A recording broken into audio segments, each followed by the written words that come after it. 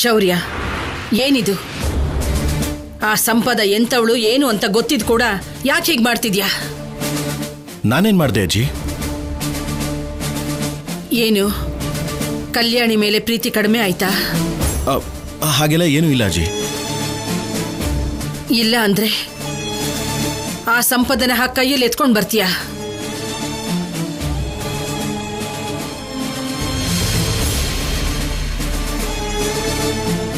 ಕಲ್ಯಾಣಿ ಎಷ್ಟೇ ಪ್ರೀತಿಯಿಂದ ಇದ್ರು ನನ್ನ ಮಗಳಿಗೆ ಅರ್ಥ ಆಗ್ಲಿಲ್ಲ ಅಂದ್ರೆ ನಿನ್ಗೂ ಅರ್ಥ ಆಗ್ಲಿಲ್ವಾ? ಅಯ್ಯೋ, ಆ ಚಿಕ್ಕ ಮಗುನ ತನ್ನ ಮಗನ ಹಾಗೆ ಬೆಳೆಸಿದಾಳೆ. ಯಾವ ಹೆಂಡತಿನೂ ನೋಡ್ಕೊಳ್ದೇ ಇರೋಷ್ಟು ಚೆನ್ನಾಗಿ ನೋಡ್ಕೊಳ್ತಿದ್ದಾಳೆ. ನೀನು ಸಂಪದ ಹೊರಟೋದ್ಲು ಅನ್ನೋ ಕೋಪದಲ್ಲಿ ಕಲ್ಯಾಣಿ ಕತ್ತಿಗೆ ಬಲವಂತವಾಗಿ ತಾಳಿ ಕಟ್ಟಿದ್ರು. ನನ್ನ ಮೊಮ್ಮಗಳು ಆ ಬಂಧನಕ್ಕೆ ಬೆಲೆ ಕೊಡ್ತಿದ್ದಾಳೆ.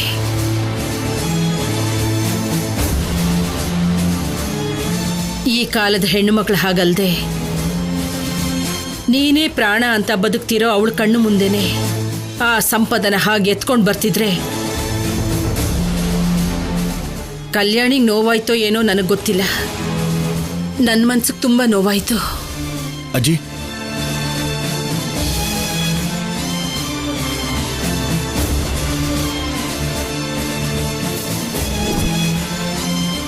ನೀವು ಹೇಳಿದ್ದು ನಿಜಾನೇ. ಕಲ್ಯಾಣಿ ಬಗ್ಗೆ ನನಗೆ ಗೊತ್ತಿಲ್ವಾ? ಆದ್ರೆ ನೀವು ಒಂದು ಸ್ವಲ್ಪ ದಿನ ತಾಳ್ಮೆ ತಗೊಳ್ಳಿ.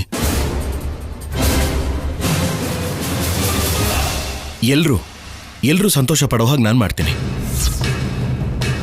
ಏನ್ ಮಾಡ್ತೀಯ ಶೌರ್ಯ?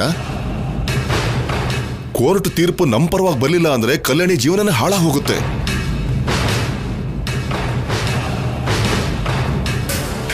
ಆ ವಿಷಯ ಮಾತ್ರ ನೀನೇ ಯೋಚನೆ ಮಾಡ್ಬೇಕು ಕಣೋ. ಯಾಕಂದ್ರೆ ಕಲ್ಯಾಣಿ ನಿನ್ ಜವಾಬ್ದಾರಿ. ಅದಕ್ಕೆ ನಿನಗೋಸ್ಕರನೇ ಬದುಕ್ತಾ ಇರೋ ಕಲ್ಯಾಣಿನ ದೂರ ಮಾಡಬೇಕು ಅಂತ ಸಂಪದ ಬಂದಿದ್ದಾಳೆ. ಆ ವಿಷಯ ನಮ್ಗೆಲ್ಲರಿಗೂ ಗೊತ್ತು. ಆದ್ರೂ ನೀನ್ ಸಂಪದನ್ ಜೊತೆ ಆ ರೀತಿ ಇರೋದು ನನಗಿಷ್ಟ ಆಗ್ಲಿಲ್ಲ. ಶೌರ್ಯ ಏನ್ ಮಾಡಿದ್ರು ಅದ್ರಲ್ಲೊಂದು ಅರ್ಥ ಇರುತ್ತೆ. ಅವನನ್ನ ಅರ್ಥ ಮಾಡ್ಕೋಬೇಕಾಗಿರೋ ನಾವೇ ಅಪಾರ್ಥ ಮಾಡ್ಕೊಂಡ್ರೆ ಹೇಗೆ? ಮತ್ತೆ ಆ ರೀತಿಲಿ ನೋಡಿ ಅಪಾರ್ಥ ಮಾಡ್ಕೊಳ್ದೇನೆ ಹೇಗಿರ್ತಾರೆ? ದಯವಿಟ್ಟು ಆಫೀಸರ್ ಏನ್ ಮಾಡಿದ್ರು ಯಾರೋ ತಪ್ಪು ತಿಳ್ಕೊಬೇಡಿ. ನೀನ್ ಹಾಗೆ ಮಾತಾಡಿದ್ರೆ ಹೇಗಮ್ಮ? ನಾವು ಮಾತಾಡ್ತಾ ಇರೋದು ನಿನ್ ಬಗ್ಗೆನೇ ಅಲ್ವಾ? ನಿನ್ ಜೀವನ ಏನಾಗ್ಬಿಡುತ್ತೋ ಅಂತ ನಮ್ಗೆಲ್ರಿಗೂ ಭಯ ಆಗಿ ಈ ತರ ಮಾತಾಡ್ತಾ ಇದೀವಿ.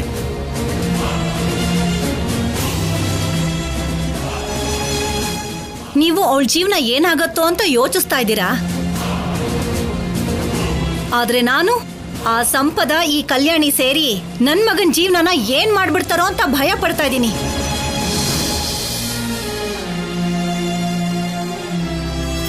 ಕಲ್ಯಾಣಿ ಬಗ್ಗೆ ಹಾಗೆ ಮಾತಾಡ್ಬೇಡಮ್ಮ. ಕಲ್ಯಾಣಿ ಈ ಮನೆಗೆ ಒಳ್ಳೇದನ್ ಮಾಡಿದಾಳೆ ಹೊರತು ಕೆಟ್ಟದನ್ ಮಾಡ್ಲಿಲ್ಲ. ಅವಳು ಒಳ್ಳೇದ್ ಮಾಡ್ತಾ ಇದ್ದಾಳೆ ಅಂತ ನಿಮ್ಗೆಲ್ರಿಗೂ ಅನ್ಸಿದ್ರು ಅವಳು ಮಾಡ್ತಾ ಇರೋದೆಲ್ಲ ಕೆಟ್ಟದೇ ಕಣೋ.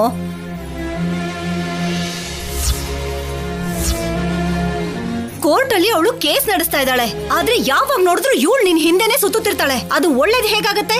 ಅತ್ತೆ, 1-2 ದಿನ ಸುಮ್ನೆ ಇರಿ. ಆಫೀಸರ್ ಹಿಂದೆ ನಾನು ಯಾಕೆ ಹಾಗೆ ಸುತ್ತಾ ಇದ್ದೀನೋ, ಏನ್ ಮಾಡ್ತಾ ಇದೀವೋ ಅಂತ ನಿಮ್ಗೆ ಅರ್ಥ ಆಗುತ್ತೆ. ನನ್ನಿಂದ ಆಫೀಸರ್ಗೆ ಏನಾದ್ರೂ ತೊಂದರೆ ಆಗ್ತಿದೆ ಅಂತ ಅಂದ್ರೆ ನಾನು ನೋಡ್ಕೊಂಡು ಸುಮ್ಮನೆ ಇರ್ತೀನಾ? ಕೆಲವು ದಿನ ನಿನ್ ಜೀವನ ಏನಾಗ್ಬಿಡುತ್ತೋ ಅಂತ ನೋವು ಪಟ್ವಿ. ಆಮೇಲೆ ನಿಮ್ಮಿಬ್ಬರ ಅನ್ಯೋನ್ಯತೆನ ನೋಡಿ ಆನಂದ ಪಟ್ವಿ. ಮತ್ತೆ ಇವಾಗ ಆ ರಾಕ್ಷಸಿ ಬಂದಿರೋದಕ್ಕೆ ಏನ್ ನಡೆಯುತ್ತೋ ಅಂತ ಕ್ಷಣ ಕ್ಷಣ ಭಯ ಪಡ್ತಿದೀವಿ. ಆದ್ರೆ ನೀನ್ ಮಾತ್ರ ಯಾವಾಗ್ಲೂ ಒಂದೇ ತರ ಇದೆಯಾ? ಅದಕ್ಕೆ ಕಾರಣ ನಿಮ್ಮಮ್ಮ ಕಲ್ಸಿರೋ ತಾಳ್ಮೆ. ಈ ಕಾಲದಲ್ಲಿ ತಾಳ್ಮೆಯಿಂದ ಇದ್ರೂ ಕೂಡ ತಪ್ಪಾಗ್ಬಿಡುತ್ತಮ್ಮ.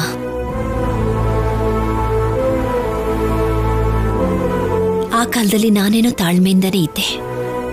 ಈಗ ಕಲ್ಯಾಣಿ ಕೂಡ ಆ ರೀತಿ ತಾಳ್ಮೆಯಿಂದ ಇರಬೇಕು ಅಂದ್ರೆ ಸರಿ ಹೋಗಲ್ಲ. ಸಂಪದನಂಥವ್ರು ತುಂಬಾನೇ ನೋವು ಕೊಟ್ಬಿಡ್ತಾರೆ. ಸಾಕ್ ನಿಲ್ಸಿ.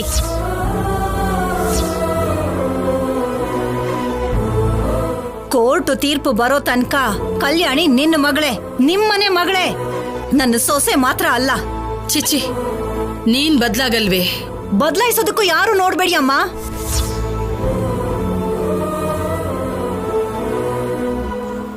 ಅಮ್ಮ, ನಿನಗೆ ನನ್ನ ಮೇಲೆ ಕೋಪ ಬರಬಹುದು, ಆದ್ರೆ ನಾನು ಏನಮ್ಮ ಮಾಡ್ಲಿ? ಸಂಪದ ಅಂದ್ರೆ ನನಗೂ ಇಷ್ಟ ಇಲ್ಲ. ಕಲ್ಯಾಣಿ ಮೇಲೆ ಕೋಪ ಇದೆ. ಅದು ಕಮ್ಮಿನೂ ಆಗಿಲ್ಲ, ಬೆಳ್ದೂ ಇಲ್ಲ.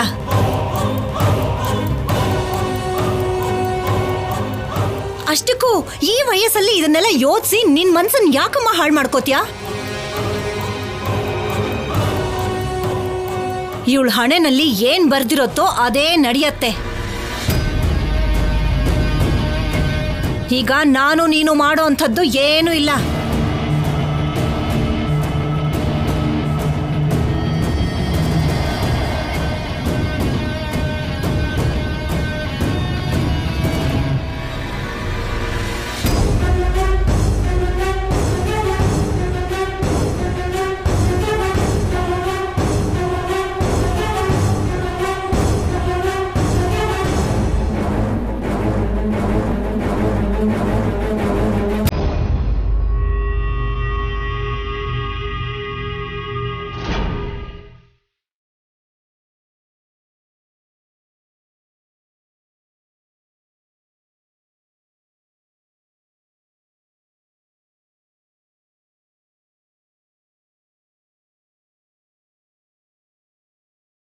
ಸಿದ್ದು, ತಗೊಳ್ಳೋ, ತಿನ್ನು.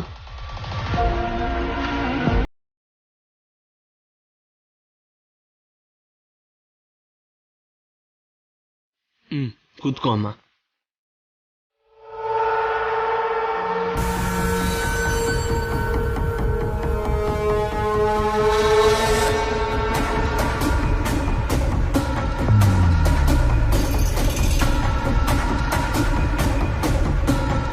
ರೋಡಲ್ಲಿ ತಿರುಗ್ತಾ ಇದ್ದೀವಿ ನೋಡು.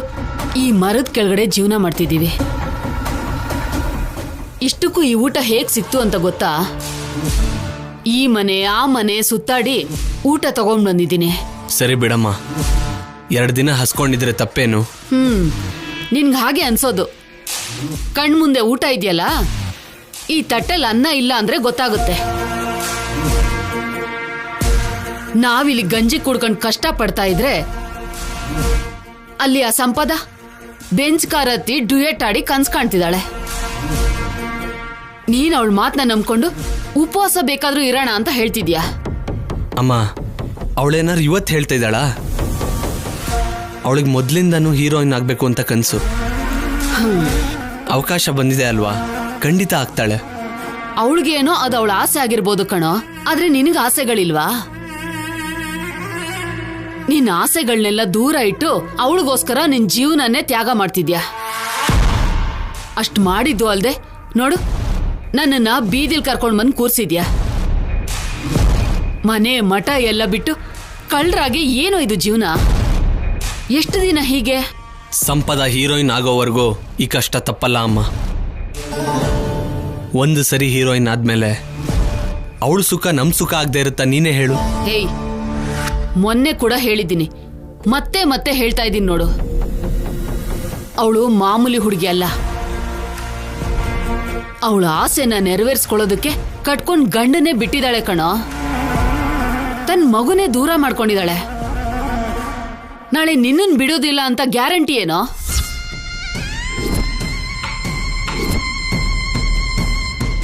ನೀನೇನು ಅವಳು ಹೀರೋಯಿನ್ ಆಗಿ ದೊಡ್ಡ ಸ್ಟಾರ್ ಆದ್ಮೇಲೆ ನಮ್ಮನ್ನ ನೋಡ್ಕೋತಾಳೆ ಅಂತಿದ್ಯಾ?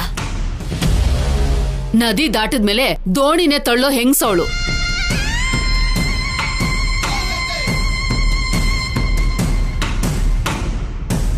ಇಲ್ಲ, ಯಾರ ವಿಷಯದಲ್ಲಿ ಹಾಗಿದ್ರು ನನ್ನ ವಿಷಯದಲ್ಲಿ ಹಾಗಿರಲ್ಲ ಅಮ್ಮ. ನನಗೆ ನಂಬಿಕೆ ಇದೆ.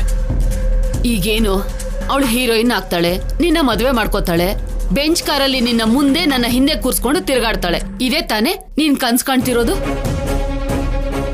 ಹಾಗೆಲ್ಲ ಏನು ಆಗಲ್ಲ ಸಿದ್ದು. ಮೊದ್ಲು ಅವಳು ಸಿನಿಮಾ ರಿಲೀಸ್ ಆಗ್ಲಿ, ಮೊದ್ಲು ನಿನ್ನ ಆಮೇಲೆ ನನ್ನ ಇಬ್ರನ್ನೂ ಆಚೆ ಹಾಕ್ತಾಳೆ. ನಿನ್ನ ಮದುವೆ ಆಗೋ ಗಂಡನಾಗಲ್ಲ, ಕನಿಷ್ಠ ಕೆಲ್ಸದವನ್ನ ಕೂಡ ನೋಡೋದಿಲ್ಲ. ನೋಡ್ದಿಯಲ್ಲ, ಅವಳು ಆಫೀಸಲ್ಲಿ ಕಾಲಿಡ್ತಿದ್ದ ಹಾಗೆ ನಿನ್ನ ಅಸಿಸ್ಟೆಂಟ್ ಆಗಿ ನನ್ನ ಹೇರ್ ಡ್ರೆಸ್ಸರ್ ಆಗಿ ಮಾಡಿದ್ಲು. ಇನ್ನು ಅವಳನ್ನ ಹೇಗ್ ನಂಬ್ತೀಯೋ ನೀನು?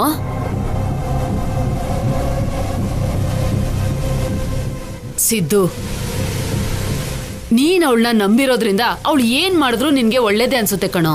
ಹತ್ರನೇ ಇದ್ದು ನೋಡಿರೋದ್ರಿಂದ ಅವಳು ಏನು ಅಂತ ನನಗೆ ಚೆನ್ನಾಗಿ ಗೊತ್ತಿದೆ. ಅವಳು ಒಂದು ಮೆಟ್ಲು ಹತ್ತುತ್ತಿದ್ದ ಹಾಗೆ ನಿನ್ನ ಮದ್ವೆ ಮಾಡ್ಕೋತಾಳೆ ಅನ್ನೋದು ಮಾತ್ರ ಸುಳ್ಳು. ಅವಳ ಮೆಟ್ಲು ಹತ್ತೋಕ್ ಮುಂಚೆ ಅದೇನ್ ಮಾಡ್ತೀಯೋ ಮಾಡು. ಅವಳಿಂದ ನಿನ್ ಜೀವನ ನಾಶ ಆಗೋಗಿದೆ. ಅವಳು ಸಹವಾಸ ಮಾಡಿ ನನ್ನ ಜೀವನ ಕೂಡ ಹಾಳಾಗೋಗಿದೆ.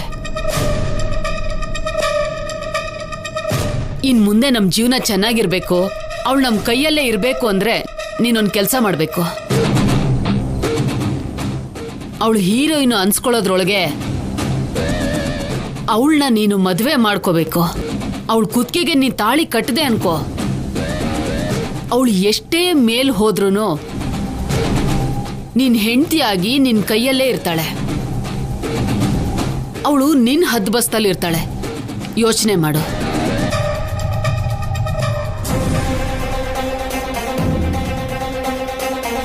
ಇವ್ರು ನನ್ನ ಅಸಿಸ್ಟೆಂಟ್. ಮತ್ತೆ ಅವರು? ಅವ್ರು ನನ್ನ ಹೇರ್ ಡ್ರೆಸ್ಸರ್.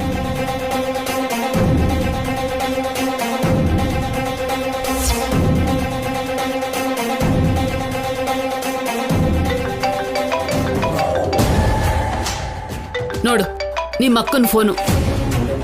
ಇವಳು ಮಾಡೋಕ್ ಬೇರೆ ಏನು ಕೆಲಸ ಇಲ್ಲ. ಏನೇ ಹೇಳು? ಅಮ್ಮ, ಸಂಪದ ಹೀರೋಯಿನ್ ಆಗೋ ಅವಕಾಶ ಸಿಕ್ಕಿದೆ, ಹೀರೋಯಿನ್ ಆಗೋಗ್ಬಿಡ್ತೀನಿ ಅಂತ ಎಗರಾಡ್ತಿದ್ದಾಳಿಲಿ.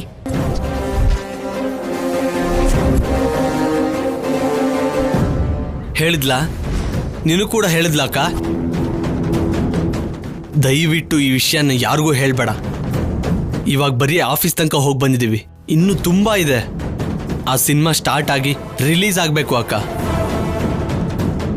ಅಷ್ಟರಲ್ಲಿ ನಿಮಗೆ ನೀವೇ ಪಬ್ಲಿಸಿಟಿ ಮಾಡಿದ್ರಿ ಅಂದ್ರೆ ನಮ್ಮ ಪ್ಲಾನ್ ಪೂರ್ತಿ ನಾಶ ಆಗೋಗುತ್ತೆ. ಅದ್ ಸರಿ ಬಿಡೋ. ಆ ಸಂಪದ ಇಲ್ಲಿಗೆ ಬಂದು ಹಿ ಹಿ ಹಿ ಅಂತ ಎಗರಾಡ್ತಿದ್ರೆ ಅದ್ ಎಷ್ಟು ಸತ್ಯ ಅಂತ ತಿಳ್ಕೊಳ್ಳೋದಕ್ಕೆ ನಿನಗ್ ಫೋನ್ ಮಾಡ್ದೆ ನಾನು. ಇವಾಗಾಗ್ಲೇ ಗಾಳಿಯಲ್ಲಿ ತೇಲಾಡ್ತಿದ್ದಾಳೆ. ನಾಳೆ ಶೂಟಿಂಗ್ ಸ್ಟಾರ್ಟ್ ಆಯ್ತು ಅಂದ್ರೆ ನಮ್ ಮಾತ್ ಕೇಳ್ತಾಳೆ ಅಂತೀಯಾ? ಲೇ ಸಿದ್ದು, ನಿನ್ಗೊಂದ್ ಮಾತ್ ಹೇಳ್ತೀನಿ ಕೇಳು. ನಾನು ಹೀರೋಯಿನ್ ಆಗೋದಕ್ಕೋಸ್ಕರ ಏನ್ ಬೇಕಾದ್ರೂ ಮಾಡ್ತೀನಿ, ನನಗ್ ನಾನೇ ಮುಖ್ಯ, ಅದಾದ್ಮೇಲೆ ಮಿಕ್ಕದವ್ರು ಅಂತ ನನ್ನ ಹತ್ರನೇ ಹೇಳಿದ್ಲು ಕಣೋ. ಆ ಮಿಕ್ಕದವ್ರಲ್ಲಿ ನೀನು ಇದೀಯಾ, ಅದನ್ ಮಾತ್ರ ಮರಿಬೇಡ ಸಿದ್ದು.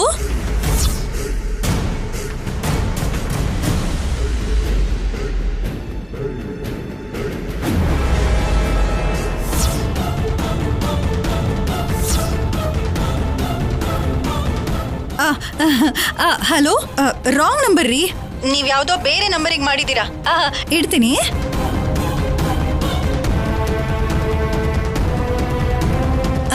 ರಾಂಗ್ ನಂಬರು ರೀ.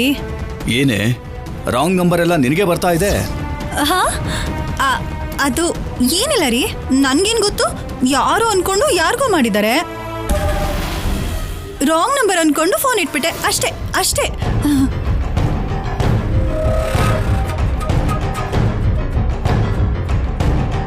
ಇವಳು ಆಡ್ತಿರೋದು ನೋಡ್ತಿದ್ರೆ ಮತ್ತೆ ಏನೋ ಪ್ಲಾನ್ ಮಾಡ್ತಿದ್ದಾಳೆ ಅಂತ ಅನ್ನಿಸ್ತಿದೆ. ಕೊನೆಗೂ ನಿಮ್ಮ ಅಕ್ಕನಿಗೂ ಗೊತ್ತಾಯ್ತು. ಅವಳಿಗೆ ಗೊತ್ತಾಗಿದೆ ಅಂದ್ರೆ ನಿನಗ್ ಬಿಟ್ಟು ಬೇರೆ ಯಾರಿಗೂ ಹೇಳಿಲ್ಲ ಅಂತ ಎಲ್ರಿಗೂ ಹೇಳಿರ್ತಾಳೆ. ಏ ಸಿದ್ದು, ಸಂಪದ ಹಾರೋದಕ್ಕೆ ಇಲ್ಲಿವರೆಗೂ ನೀನು ರೆಕ್ಕೆಯಾಗಿದ್ದೆ. ನಾಳೆ ಬೆಳಿಗ್ಗೆ ಅವಳಿಗೆ ರೆಕ್ಕೆ ಬಂದ್ಬಿಟ್ರೆ ಯಾರನ್ನೂ ಲೆಕ್ಕಕ್ಕಿಡೋದಿಲ್ಲ, ನಿನ್ನೂ ಕೂಡ. ಅದಕ್ಕೆ ಅವಳು ಹೀರೋಯಿನ್ ಆಗೋಕ್ ಮುಂಚೆ ಅವಳ ಕುತ್ತಿಗೆಗೆ ನೀನ್ ತಾಳಿ ಕಟ್ಟಬೇಕು.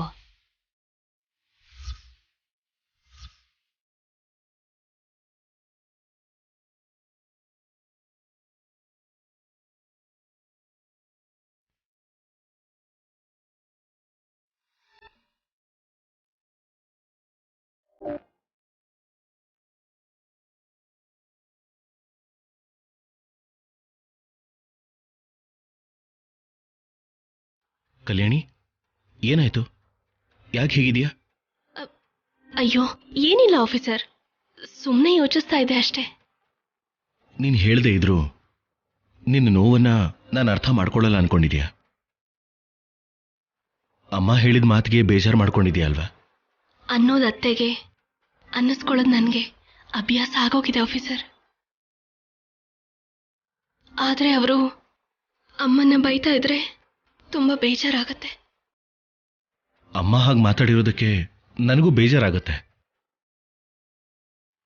ಆದ್ರೆ ಏನ್ ಮಾಡ್ಲಿ, ಅಮ್ಮ ಅಲ್ವಾ? ಆದ್ರೂ ಅಮ್ಮ ಏನೇ ಹೇಳಿದ್ರು ಅನುಪಮ ಅಮ್ಮ ಸಹಿಸ್ಕೋತಾನೆ ಇದ್ದಾರೆ. ನೀನು ಅವ್ರಿಗಿಂತ ಹೆಚ್ಚಾಗಿ ಸಹಿಸ್ಕೋತಾ ಇದೀಯ. ಯಾಕೆ ಹೀಗೆ? ನಿಮ್ಗೋಸ್ಕರ. ಹೌದು ಆಫೀಸರ್, ಮಾತು ಕೂಡ ಮನುಷ್ಯರ ಹಾಗೆ. ತಾಳ್ಮೆಯಿಂದ ಇದ್ರೆ ಸರಿ ಹೋಗುತ್ತೆ, ಕೋಪ ಮಾಡ್ಕೊಂಡ್ರೆ ಎಲ್ಲ ಹಾಳಾಗತ್ತೆ. ಅತ್ತೆ ಆವೇಶ ಪಟ್ರು ಅಂತ ನಾನು ಅಮ್ಮ ಆವೇಶ ಪಟ್ರೆ ನಮ್ಮಿಂದ ನೋವಾಗೋದು ನಿಮ್ಗೆ. ಅದ್ ನಮ್ಗೆ ಇಷ್ಟ ಇಲ್ಲ. ಅದಕ್ಕೆ ಮಾತಾಡೋದಕ್ಕಿಂತ ಸಹಿಸ್ಕೊಳ್ಳೋದನ್ನ ಅಭ್ಯಾಸ ಮಾಡ್ಕೊಂಡಿದೀವಿ. ನನಗೆ ನೀವು ಬೇಕು ಆಫೀಸರ್. ನಿಮ್ಗೋಸ್ಕರ ಸಂಪದನ್ನ ಸಹಿಸ್ಕೋತಿದ್ದೀನಿ. ಇನ್ನು ಅತ್ತೆ ಮಾತನ್ನ ಸಹಿಸ್ಕೊಳ್ಳಲ್ವಾ?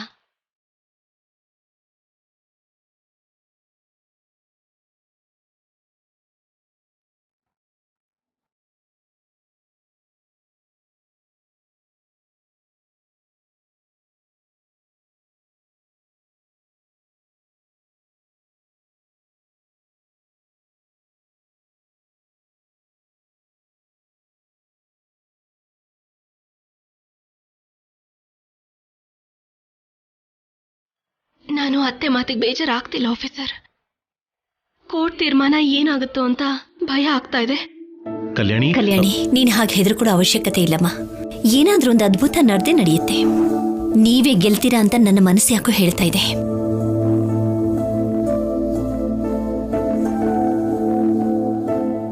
ಆ ಅದ್ಭುತಕ್ಕೆ ಒಂದು ಚಿಕ್ಕ BGM ಹಾಕಿದೇನಮ್ಮ. ಆದ್ರೆ ಅದು ಎಷ್ಟು ಮಟ್ಟಿಗೆ ಫಲ ಕೊಡುತ್ತೆ ಅಂತ ಅನ್ನೋದೇ ನಮ್ಗಿರೋ ಭಯ.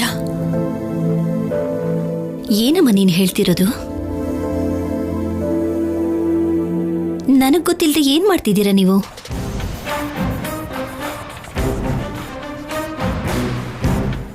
ಯಾಕೋ ಶೌರ್ಯ ಏನು ಮಾತಾಡ್ತಾನೆ ಇಲ್ಲ? ಮಾತಾಡೋಕಾಗದೇ ಇರೋ ಪರಿಸ್ಥಿತಿಯಲ್ಲಿದ್ದೀನಮ್ಮ. ಏನು ಹಾಗಂದ್ರೆ? ಅಮ್ಮ, ನಾವು ಒಂದು ಪ್ಲಾನ್ ಮಾಡಿದೀವಿ, ಅದು ಹಾಗೆ ನಡೀತಿದೆ. ನನಗೆ ಹೇಳಲೇ ಇಲ್ಲ. ಮಾಡಿರೋ ಪ್ಲಾನ್ ಎಲ್ಲಿವರೆಗೂ ವರ್ಕ್ ಆಗುತ್ತೆ ಅಂತ ನಾವೇ ಟೆನ್ಷನ್ ಅಲ್ಲಿದ್ದೀವಿ. ಈ ಟೆನ್ಷನ್ ನಿನಗೆ ಯಾಕಮ್ಮ? ಹೋಗ್ಲಿ, ನೀವ್ ಅಂದ್ಕೊಂಡ್ ಹಾಗೆ ನಡೀತಿದ್ಯಾ? ಈ ಅಮ್ಮನ ಆಶೀರ್ವಾದ, ಅಮ್ಮನವರ ಆಶೀರ್ವಾದ ನನ್ನ ಮೇಲೆ ಯಾವಾಗ್ಲೂ ಇರುತ್ತೆ. ನಿಮ್ಮ ಆಶೀರ್ವಾದನೇ ನನ್ನ ಗೆಲ್ಸುತ್ತಮ್ಮ.